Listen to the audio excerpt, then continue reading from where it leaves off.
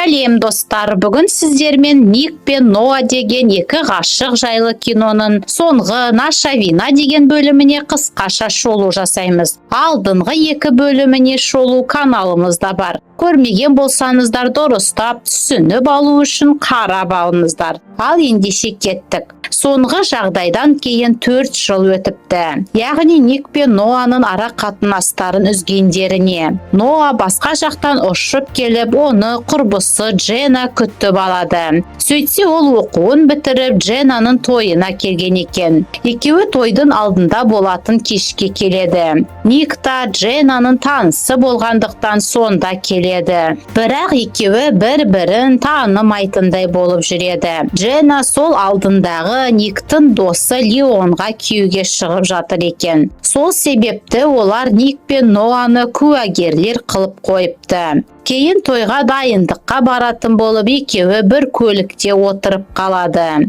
Сонда да екеуі бір-біріне қарамай үнсіз отырады. Джена мен Леонның тойы болып, кешке қарай вечеринка болып жатады. Сол кезде екеуі бір-біріне деген сезімдерін тұншықтыра алмай, түнді бірге өткізеді. Твоя вина деген серияның соңында Ник Ноаның әкесінің қабіріне мен қараңғыда сенің жарығың боламын деп жазған екен. Бірақ ол Ноаны көзіне шөп салғаны үшін әлі де кешірмепті. Солай таңертең ол дым болмағандай өз жөнімен кетеді. Кейін Ноа дипломын алады. Ник болса қазір атасының Лондондағы компаниясын басқарады екен. Ноа жұмысқа орналасу үшін бір компанияға келеді. Ондағы директор онымен самолетта танысқан жігіт екен. Солай Ноа сол компанияға жұмысқа орналасады. Никтің әкесі Уильямның Испаниядағы компаниясы банкротқа ұшырапты. Оған жұмысшылары наразылығын танытады.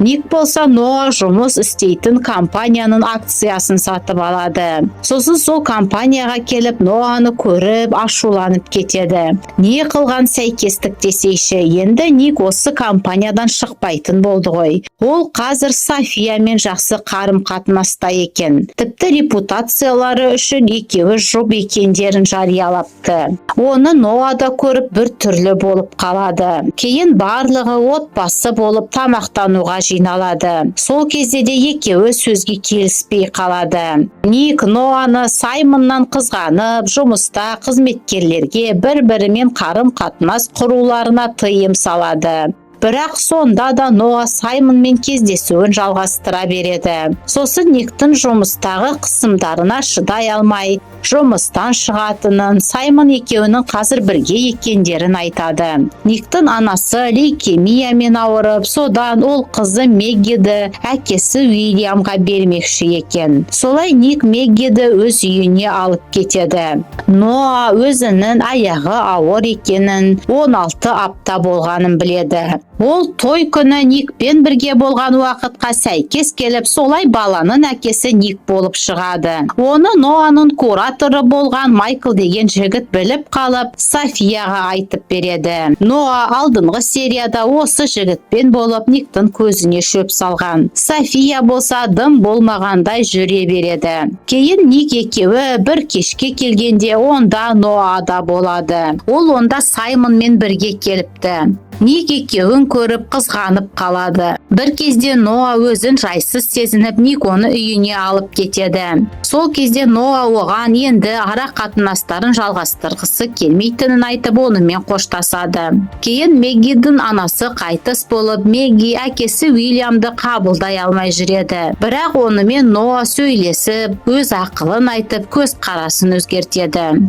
Содан кейін Ник ойланып қалып, ақыры Ноаны ұмыта алмай, Софияға ара қатынастарын үзейік дейді. София да оны түсініп, сен қазір Ноаға көбірек керексің деп оны босатады. Тіпті Майклдың да бопсалауына қарамай, оның жұмыстан шығуына себепкер болады. Ник болса Ноаға келгенде ол басқа жаққа кетейін деп жатыр екен. Сол кезде Ноа ақыры оған аяғының ауыр екенін айтады. Бірақ Ник оны өз баласы екенін бірден түсіне қоймай, Ноа Ноа соған ашуланып кетіп қалады. Ник болса оны қуа жөнеледі. Сосын екеуі үйлеріне келіп бір-біріне жақындап келе жатқанда біреу келіп Никті атып кетеді. Әйтеуір ол аман қалып ауруханада есін жияды. Сөйтсе ол біраз уақыт комада болыпты. Тіпті екеуінің ұлдары бір шама өсіп қалған екен. Солай олар ұлдарымен бірге өз үйлерінде тұрып жатады. Бір кезде үйлеріне Брайер келіп баланы алып алады. Ол Майкл екеуі барлығын ұйымдастырып келіпті. Содан Брайер баланы алып қашып бара жатқанда Ноа оған жетіп алады. Майклды болса Никтің иті шошытып терезеден құлатып жібереді. Сол кезде полиция да келіп оларды ұстап алып кетеді. Солай ақыры Ник пен Ноа үйленіп, тойлары болып, кино осы жерден сәтті аяқталады. Ара қатынастары түсініксіз болса да ақыры махаббат жеңеді. Ал сіздермен енді келесі видеомызға дейін қоштасамын. Каналымызға тіркеліп отырыңыздар.